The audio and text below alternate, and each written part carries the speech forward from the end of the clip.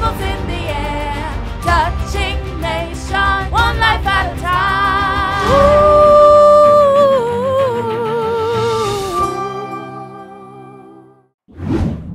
Let's revisit James chapter 3. James chapter 3 verse 15 to 18. And I'm reading from the New Living Translation to make sure that everyone understands and it is simple enough for us to follow.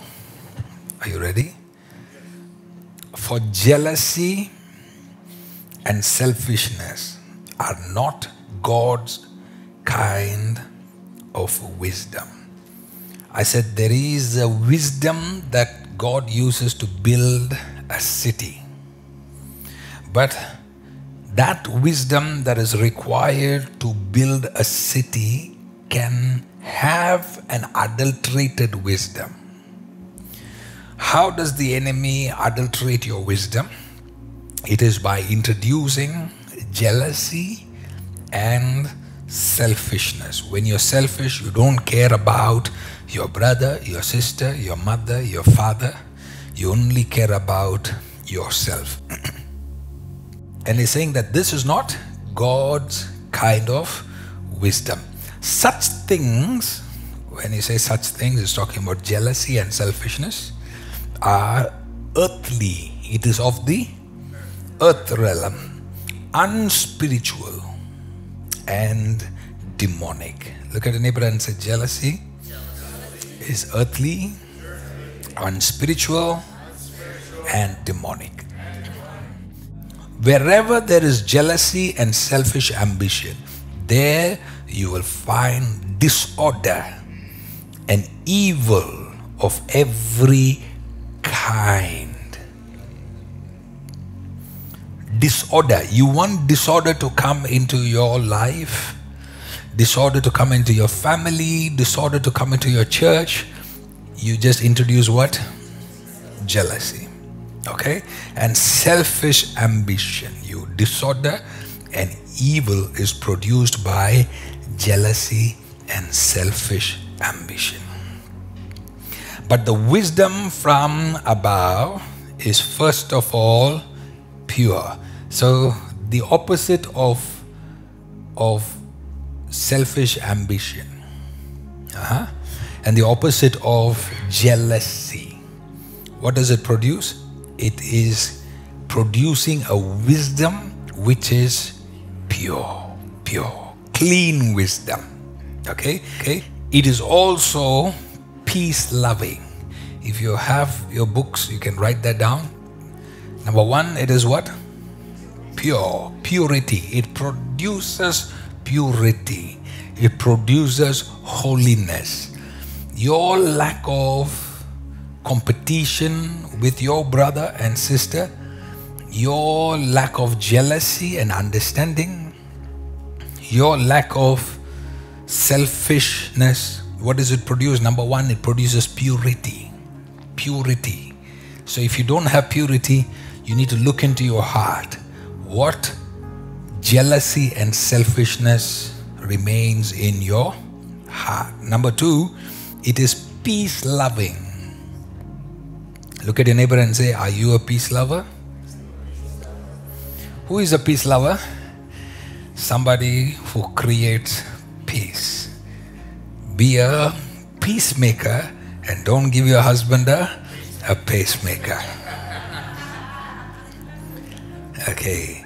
In order for you to not give your spouse a pacemaker, you need to love peace. Meaning when you see an argument coming on the horizon, can you already steer it away? Or do you wait for it to come? If you're a peace lover, you can see this is going to hurt this individual and you've already changed the topic. I don't care, I'm going to be myself. That's why you're miserable. Okay? Number one, pure. Number two, it is peace-loving. Number three, gentle at all times. Look at your neighbor and say, please be gentle with me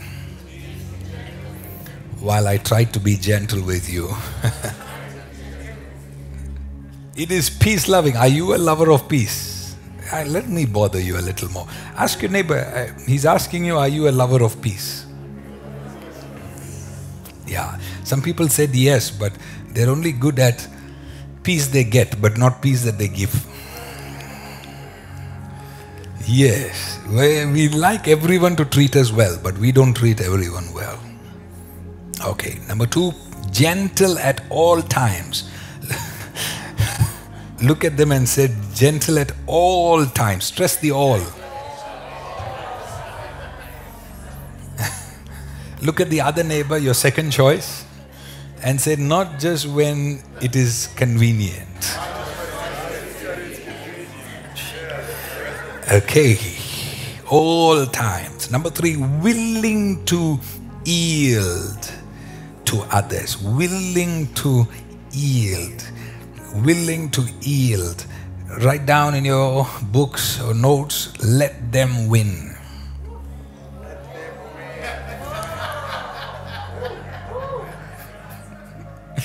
It's a very deep sermon today. You don't need to win every argument. Yield. Have you seen that yield sign? When I came from India, that was the most annoying sign after the stop sign. In India, we don't believe in yielding in the traffic. We believe in the first come, first serve.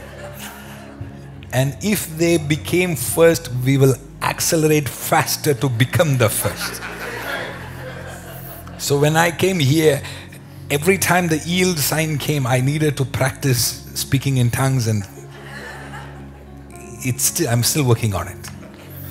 Yield means to let others pass first. Let them have a say. Let them win. Sometimes you know you're right, but do you have to prove you're right? Just keep quiet, you know. You don't need to argue everything. One more time, say, yield well today. Okay, what is next? It is what? Oh man, this verse is so loaded. It is half mercy. I can't hear you. Full of mercy. This is what will make you different from a leader versus a father's heart. A leader versus a father's heart. A CEO will give you 3 warnings and then he'll fire you. A father, after 3 warnings, he will still carry you till the end. The difference between a CEO and a father is full of mercy, not 3 times mercy. Full, like to the point where you are so frustrating and so irritating, and still you're full of mercy. It doesn't matter how frustrating they are around you, your heart is full of mercy. Quickly tell the Lord, Lord, give me the grace to show full mercy to people around me, even when they don't deserve it, because I have received your mercy, your full mercy, when I don't deserve it. The only time you're annoyed by someone, I've heard my kids getting annoyed with each other. And I've said this, I said, I don't know whom to correct in this one, because for rightly so, the sister is annoyed by the brother, and for rightly so, the brother is annoyed by the sister. So it's no more about who is right and wrong.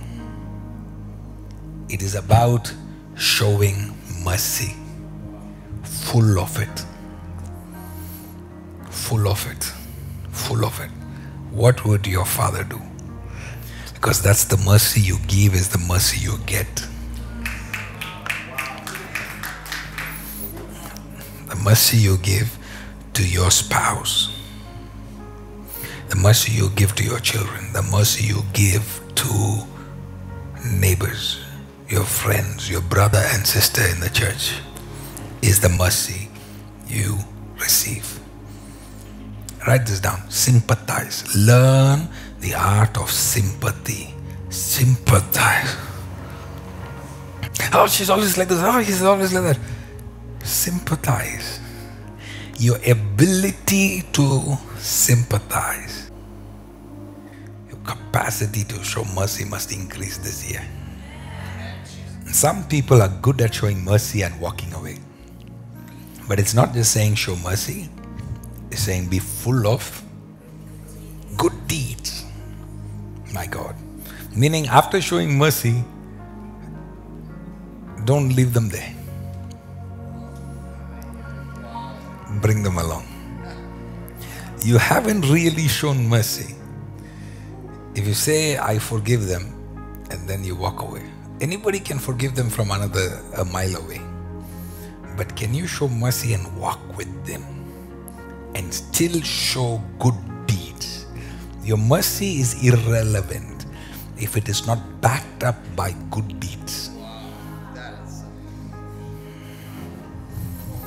Okay, your mercy has cost you to leave your husband alone, but you also forgot to make him coffee. And there's pin drop silence. Are you sure you forgot, or I was not full of mercy? Because full of mercy has to be supported by good deeds.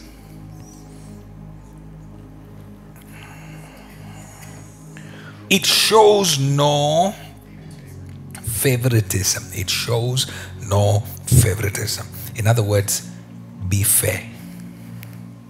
Be fair. In order for you to not be jealous and selfish, you have to develop your ability to think from their shoes. How do you be fair to someone? Is if you understand why they do what they do. Why they do what they do. Your ability to help someone will be limited by your ability to sympathize with them. Show justice. In other words, be fair. Be just. Don't just say, I want what I want. Think from their perspective. Think from their brokenness. Think from their shoes. If you're going to take time to think from their shoes, you will be a problem solver. Your ability to think from their shoes puts you aside immediately. Your ability to think from their shoes. Oh my goodness. Why can you see someone doing something that you really disagree with and yet be able to see why they did what they did?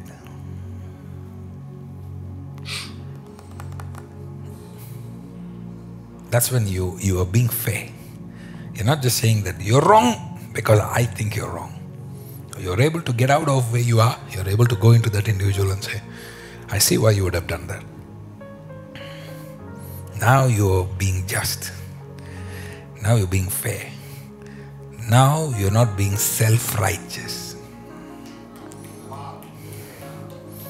And I think that self-righteousness is worse than committing a sin itself. Self-righteousness, that you think that you are better than somebody else because they didn't commit the sin you would have. They committed something that you would have never committed. That self-righteousness is greater than the sin itself. That feeling that I would never do something like that itself is a greater sin than the sin itself. You know, when you start letting go of all these things that I just mentioned right now, already the way you love people will become very sincere. You will genuinely love people. The number of times when I saw somebody working too hard in the ministry because they thought that, oh, dad and mom is going to love me because of this. We've told them, stop working. Don't do anything in our ministry. Stay. We'll tell you when you can work. And 2 months later, we've called them and said, did you see our love change? We've loved you the same. So don't think that because somebody is doing something, they are more loved. That is why competition comes. You see someone, oh, they are on that camera, they are on this camera, they are running around. Immediately your interpretation is what? They are much loved. Because the way you perceive love is, if I can do what they like, they will love me. So your love is connected to your work identity. How much am I loved is equal to how much I have served. So if I am not serving, then I am not loved. In order for your identity to be whole, we have to stop you from serving us. So that after 6 months, you will know, oh, nothing changed. I am still a son and a daughter of this house. So do the same. There will be some people that will help you, some people that will hurt you. Don't let that change you. Look at your neighbor and say, some people will love you, some people will hurt you, but don't let that change you.